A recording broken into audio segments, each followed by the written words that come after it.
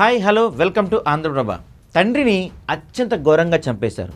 చంపింది ఎవరో తెలుసుకునేందుకు వారిని చట్టపరంగా శిక్షించేందుకు పోరాడుతుంటే ఆమెపై నిందలేస్తున్నారు.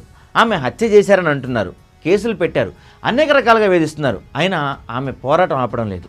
ఢిల్లీలో ప్రెస్ మీట్ పెట్టి జాతీయ మీడియా దృష్టికి తీసుకెళ్లాలనుకుంటే ఆ కవరేజ్ రాకుండా చేయడానికి తమ వంతు ప్రయత్నాలు చేశారు. ఇలాంటి పరిస్థితుల్లోనూ ఆమె తగ్గడం లేదు.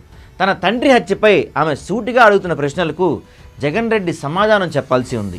సీఎం జగన్ తలుచుకుంటే వివేకానంద రెడ్డి హత్య కేసును చాలా సులువుగా పరిష్కరించవచ్చు. కానీ దర్యాప్తు అధికారులు వారి పనిని వారు చేయనివ్వకుండా చూస్తూ అడ్డంకులు సృష్టించారు. అధికారాన్ని అడ్డం పెట్టుకొని చేయగలిగినంతా చేశారు. ఇదంతా ఎందుకు చేశారు? ఘోరంగా నరికి చంపారని తెలిసిన తర్వాత కూడా గుండెపోటాన్ని ఎందుకు ప్రచారం చేశారు? సునీత రాకుండానే పోస్ట్ మార్టం చేయకుండానే చివరికి కేసు కూడా లేకుండా అంత్యక్రియలు నిర్వహించాలని ఎందుకు అనుకున్నారు?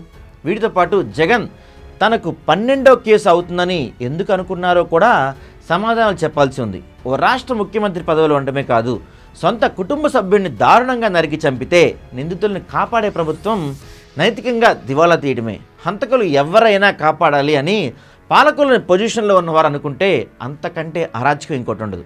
ఇప్పుడు అదే జరిగింది. సీఎం జగన్ దీనికి సమాధానం చెప్పాల్సి ఉంది. సునీతపై ఎదురుదాడి చేసి ఆమెపై ఆరోపణలు చేసి తన పత్రికలో ఇష్టం వచ్చినట్లు రాయిస్తే అనుమానితులుగా సునీతను ఆమె భర్తను కూడా సిబిఐ ప్రశ్నించింది. అంతా అయిన తర్వాతనే నిందితులను తేల్చారు. విసిగి వేసారిపోయి మరోసారి జగన్ అధికారంలోకి వస్తే తమ ప్రాణాలకు కూడా ముప్పు ఉంటుందన్న భయంతో ఆయనకు ఓటేయొద్దని ప్రజల మద్దతు కోరుతున్నారు. ఇంతటి దౌర్భాగ్య పరిస్థితి ఎందుకు వచ్చింది? దీనికి జగన్ బాధ్యత లేదా? ఆయన ఏం సమాధానం చెప్తారు?